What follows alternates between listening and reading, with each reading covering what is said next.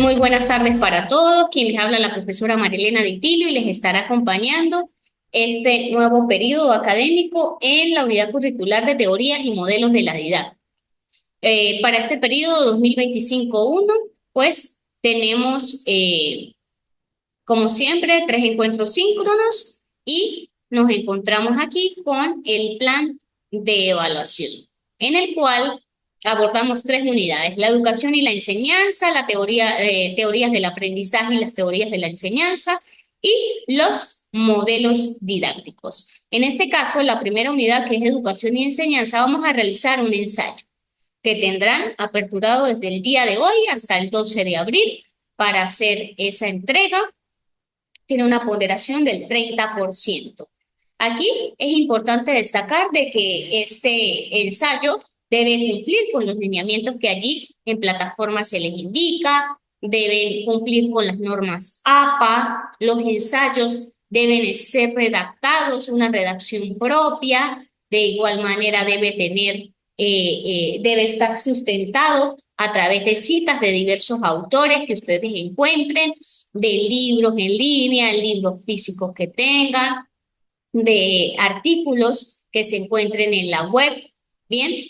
Y debe tener referencias y seguir lo que es las normas APA. Las normas APA pueden utilizar la sexta edición para lo que es las referencias y para que sepan cómo citar de manera correcta los diferentes autores. En la unidad número 2 tenemos las teorías del aprendizaje y de la enseñanza. Van a realizar un análisis crítico. La diferencia del ensayo de la unidad 1 al análisis crítico es que aquí en el análisis crítico nosotros vamos a ser críticos, valga la redundancia, de las posturas de los distintos autores. Entonces, vamos a tomar, allí van a tener un material en el cual ustedes van a realizar ese análisis crítico que tiene la misma estructura del ensayo con base a la postura de ustedes en relación a la postura del autor. Bien, ese tendrán desde el 15 de marzo al 28 de marzo con una ponderación de 35%. Y por último, los modelos didácticos, que van a realizar un cuadro comparativo en relación a cada uno de los modelos y tendrán del 29/4 al 11 de mayo. Bien, tendremos 3 encuentros síncronos y cualquier duda que se les vaya presentando, pues vamos a irlas eh, aclarando a medida que vayan realizando la actividad. Bien, nos vamos entonces con lo que es la unidad número 1, que es educación y enseñanza. Educación. Cuando nosotros hablamos de educación, pues hacemos referencia a no solamente educar en un contexto educativo, sino que educamos en casa, educamos en la sociedad, educamos en el trabajo, educamos en la empresa, educamos en todo lugar en el que nosotros nos encontramos y nos desenvolvemos, pues educamos. Nos dice que la educación es un fenómeno sociocultural de carácter universal, que implica en sí un acto de transmisión cultural de viejas y nuevas generaciones. Aquí, cuando hablamos de lo que es el ámbito sociocultural, pues nos damos cuenta cómo influye lo que es la sociedad y la cultura en el entorno y en el contexto en el cual se desenvuelve.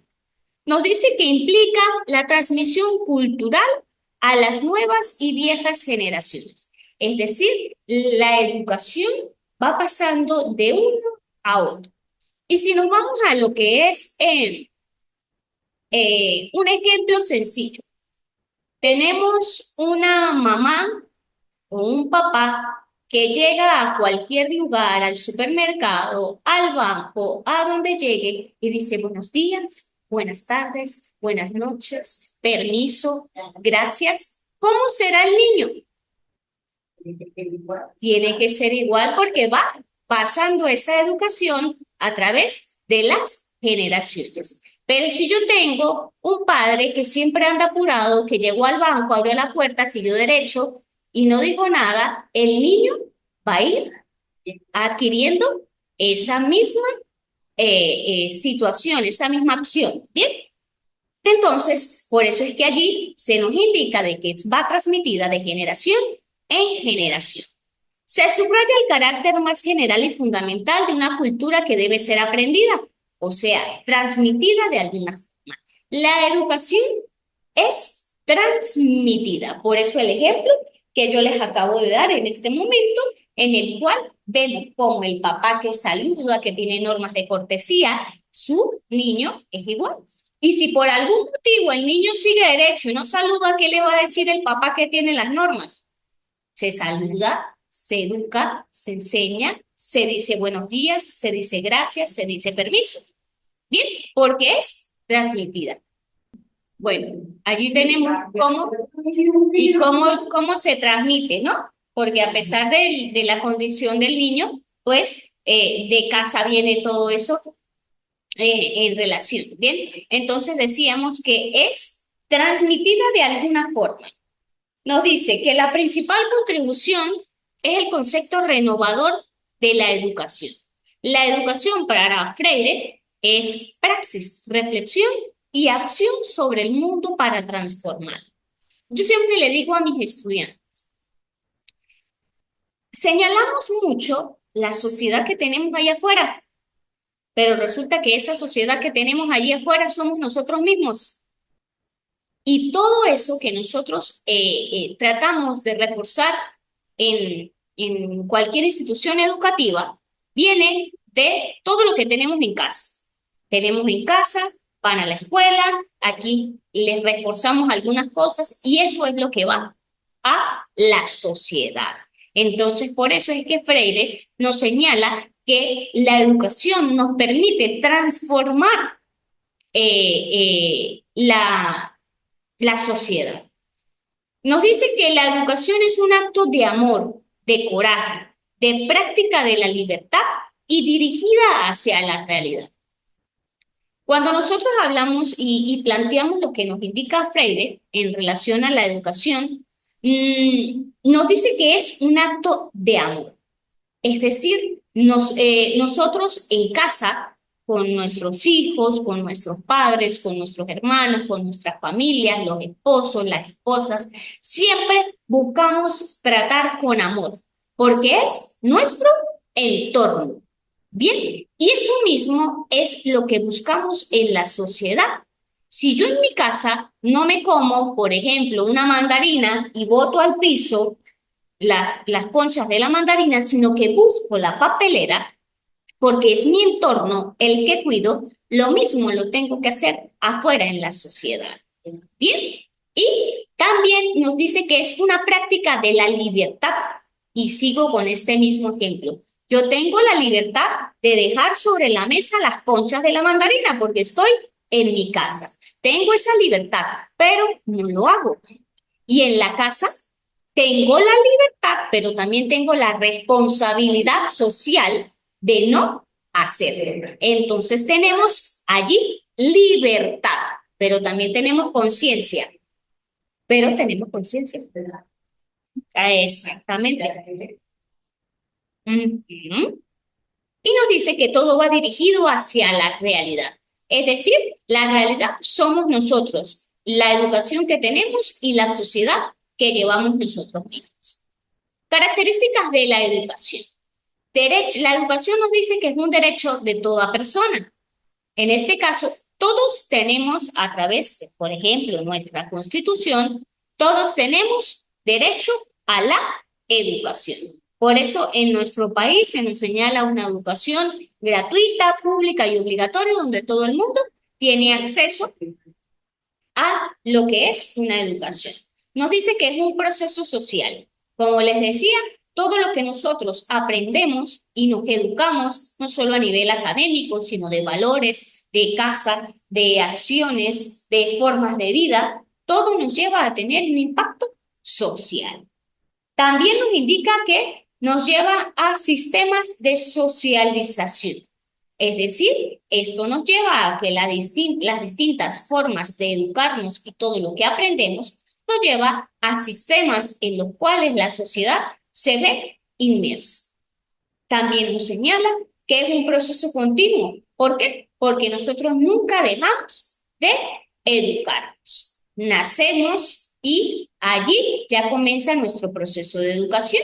Podemos llegar a la edad de 80 años y seguimos educándonos a través de nuevas formas de vida, de nuevos elementos, como por ejemplo personas en la actualidad que no estaban acostumbradas, ya con una edad avanzada y no estaban acostumbradas a la tecnología, se educan en relación a manejar un teléfono móvil, a manejar un computador y allí vamos. Y seguimos en eso porque ahorita tenemos infinidad de medios, pero bueno, nos vamos adaptando que esto hace parte de nosotros también y eso entonces nos lleva a que es un proceso continuo en el cual nunca dejamos de aprender.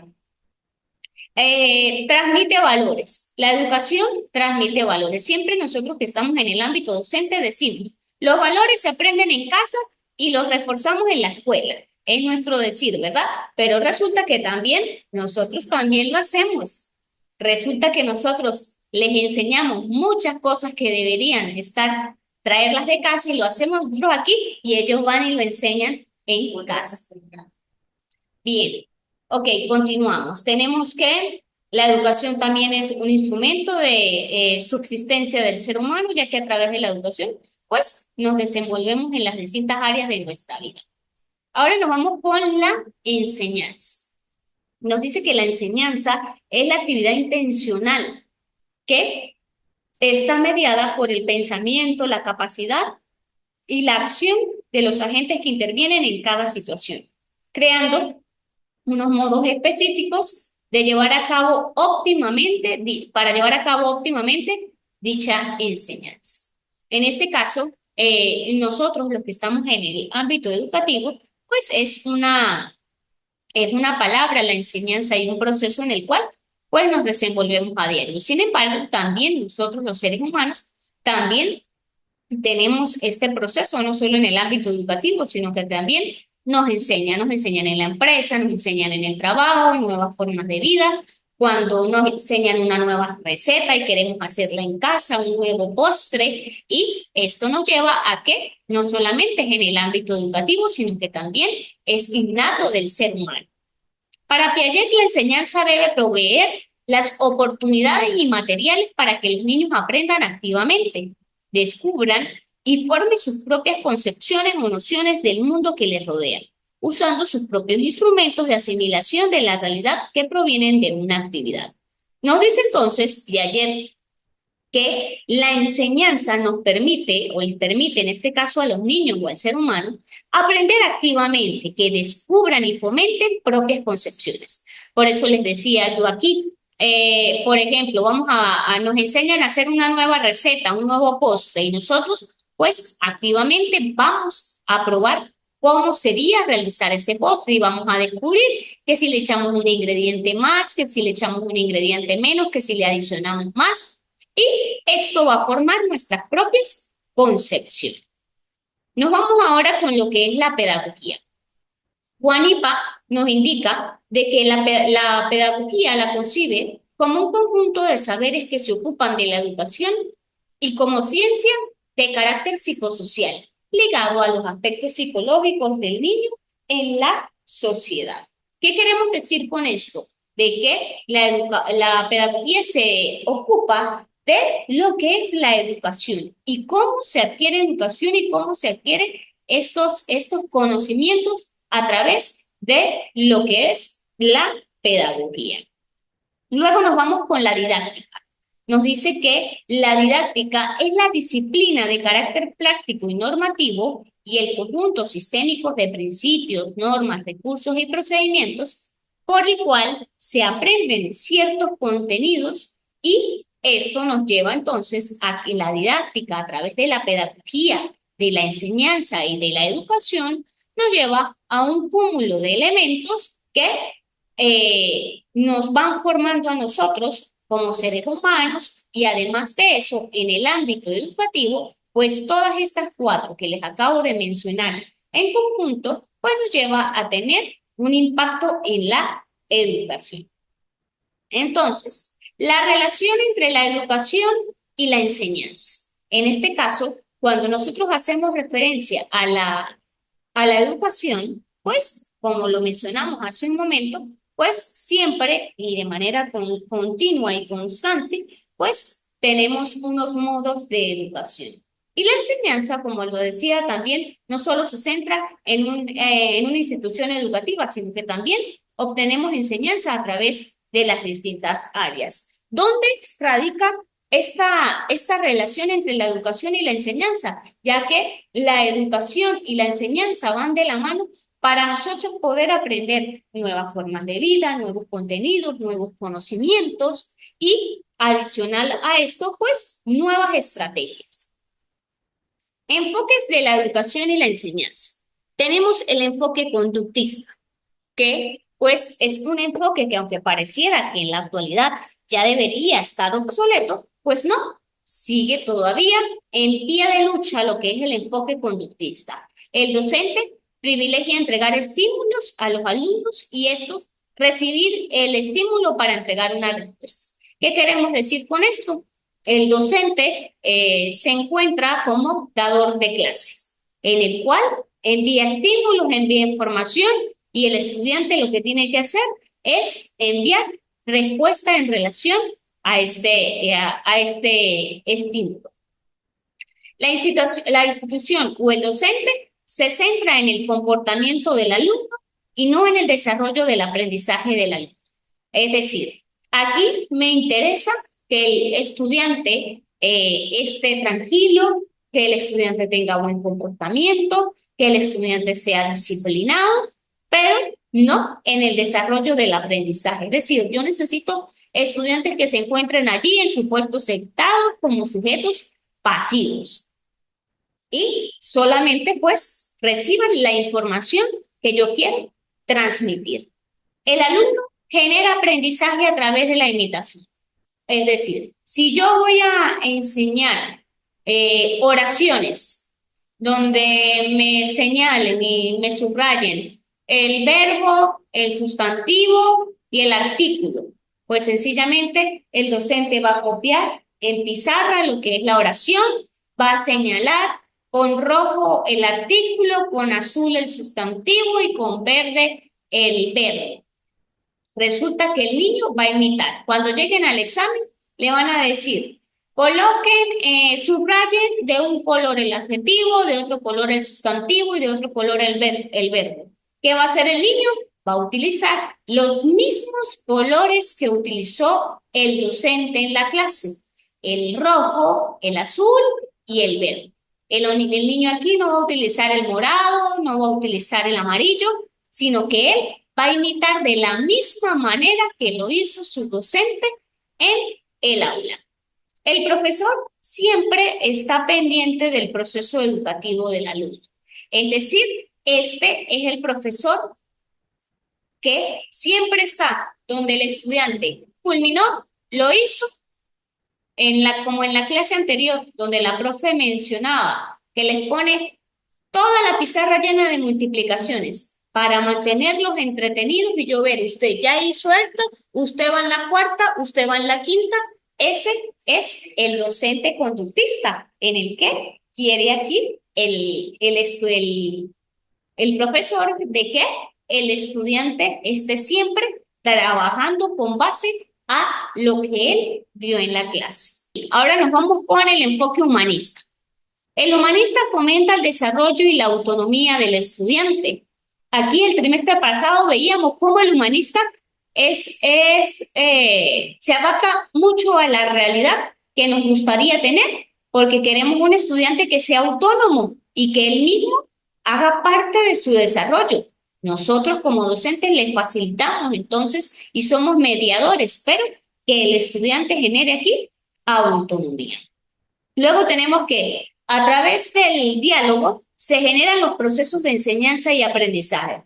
Es decir, hay un intercambio de información entre el niño y el docente. ¿Donde qué? Donde sencillamente a través de conversaciones, de feedback, de opiniones de cada uno, pues se genera el proceso de enseñanza-aprendizaje. Porque resulta de que A ver, la profe que tengo aquí de manera presencial que está en biblioteca. Leemos un cuento. Y todos los niños reaccionan de la misma manera.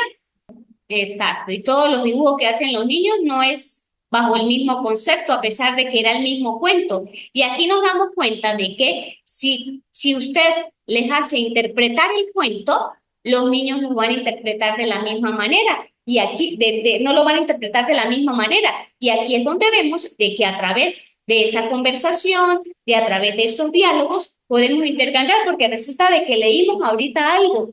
Y usted tiene su punto de vista, el otro niño tiene su punto de vista, pero resulta de que a Pedrito se le ocurrió algo que fue importante y ninguno de los demás nos dimos cuenta. Entonces, no. Exactamente. Claro, bueno, ahí nos damos cuenta cómo a través del diálogo podemos enseñar y aprender de una manera impresionante. Luego tenemos que el profesor es un guía para el alumno, es decir, yo lo guío, yo lo oriento, pero no tiene que hacerlo de esa manera. Es decir, en la manera que ellos se les facilite, y era lo que yo decía hace un momento en relación a las habilidades, porque yo puedo enseñar a los niños a dividir bajo un método, pero el niño se le facilita de otra manera, pero resulta, es válido porque cada uno aprende a su manera. Incentiva y mantiene un clima de interés hacia los contenidos por parte de los alumnos. Muchas veces nosotros encontramos a estudiantes que nos dicen, a ver, en el ámbito de la matemática otra vez, pero a mí ¿para qué me sirve aprender el mínimo como múltiplo si yo voy a estudiar en medicina? Efectivamente, entonces resulta que hay estudiantes de que nos dicen, yo voy a estudiar esto, yo voy a hacer esto, o yo no voy a estudiar y yo voy a trabajar y a mí ¿para qué me sirve eso? Entonces lo que busca este enfoque humanista es que podamos mantener el interés de los estudiantes por todos los contenidos, porque resulta es que nosotros también tenemos que ser seres integrales, porque cuando no, ya estamos en una edad adulta, entonces nos dicen, ay, pero ¿cuándo es el Día de la Bandera? No me acuerdo. Pero es que eso es cultura general.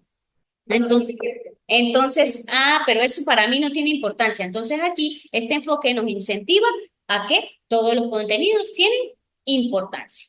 Luego tenemos el cognitivista, que se realiza a partir de conocimientos anteriores de los alumnos. Todos tenemos conocimientos anteriores, así sea el niño de educación inicial que va entrando a su primer nivel. ¿Por qué? Porque el niño ya, cuando empezó a hablar, mamá y papá le enseñaron los números del 1 al 10, le enseñaron los colores, que este color es amarillo, nos enseñaron a tocar los deditos. Entonces aquí todos tenemos un conocimiento previo. Se realiza a partir de conocimientos anteriores de los alumnos, en la realización de tareas completas y complejas. Aquí es importante resaltar de que los niños desde temprana edad deben saber de que debemos iniciar, desarrollar y culminar las actividades. De igual manera, nos dice que el aprendizaje ocurre mediante la construcción gradual de nuevos conocimientos. Y es el mismo ejemplo que hablábamos en la clase anterior, en la cual se les mencionaba, es una construcción gradual de conocimientos. El niño aprende a sumar, luego a multiplicar, luego a dividir, y aquí vemos cómo de manera gradual vamos colocándole más complejidad a un ejercicio matemático. Luego tenemos, el profesor interviene frecuentemente para el avance del educando. Es decir, yo intervengo a través de la instrucción que le doy, a partir de nueva información que le voy aportando, de nuevos medios, de nuevas estrategias, para que él pueda tener herramientas y pueda ir avanzando. Luego tenemos el algorítmico. Los alumnos deben ser capaces de resolver problemas bien definidos. Es decir, aquí nos vamos un poco más a la complejidad. Se orienta hacia la definición y realización de tareas y actividades predeterminadas. Es decir, aquí tenemos que ya hay una serie de actividades que cumplir y que a través de la realización de estas actividades, pues vamos a ir resolviendo situaciones y problemas. Utiliza herramientas tecnológicas a partir de lo que es de la educación primaria, es decir, involucramos las TIC desde temprana edad en el niño. Y esto se ve en la actualidad, ya que hay instituciones educativas que plantean como especialista la informática, la computación, y aquí podemos tomarlo en cuenta. Los contenidos son controlados por el docente, este decide qué enseñar y para qué enseñar. Es decir, lo que hemos venido también mencionando de que el currículum es flexible y el docente pues decide aquí qué temas son los que este curso necesita. Luego tenemos el enfoque heurístico. Promueve la capacidad de autogestión del alumno, debe realizarse en un ambiente lúdico, rico en medios didácticos. Es decir, aquí salimos de lo tradicional también, de lo que es la parte lúdica, medios didácticos, donde el niño se interese y aprenda no solo a través de un docente dador de clases, sino también a través de juegos y de actividades que salgan de lo cotidiano. Utiliza herramientas tecnológicas como simuladores y juegos educativos. Entonces aquí vemos que también se involucran las TIC, pero ya si nos vamos a simuladores, los niños salen de esa parte de informática que se les da primaria que dicen, estas son las partes de la computadora, el monitor, el mouse, el CPU y el teclado, el cual ya el niño desde tempranas edades ya saben manejar un teléfono celular, ya saben manejar una tablet. Sí, le dan al teléfono, miran cosas y demás. Entonces, muchos de los especialistas en informática lo que hacen es el monitor, el CPU, el mouse y el teclado. El niño ya sabe al derecho y al revés qué es eso. Entonces, aquí sí lo que nos dice es que utilizan las tecnologías, pero a través de juegos educativos y simuladores, en los cuales el estudiante aprende y se educa. No solo se educa en las partes de un computador, sino a través de otras herramientas. Y nos dice que el aprendizaje se produce a través de experiencias y el propio descubrimiento. Es decir, aquí tenemos entonces cómo este enfoque heurístico, pues, nos dice que a través del descubrimiento, las tecnologías y la propia autogestión del alumno, pues, va a obtener aprendizaje. Bien, aquí vemos entonces cómo tenemos gran cantidad de enfoques de la educación y de la enseñanza en la cual pues podemos nosotros en la praxis docente tomar como base para mejorar lo que es nuestra praxis pedagógica y a través de ellos pues podemos tomar un poquito de cada uno, adaptarlo a nuestro contexto, adaptarlo al entorno en el cual nos encontramos, a nuestro grupo de estudio, a nuestro grupo de trabajo y como siempre lo digo, el fin primordial de la educación es dar e impartir una educación de calidad. Así que tenemos infinidad de estrategias, infinidad de herramientas que nos permiten a nosotros abrirnos a lo que es este maravilloso mundo de lo que es la didáctica y la enseñanza.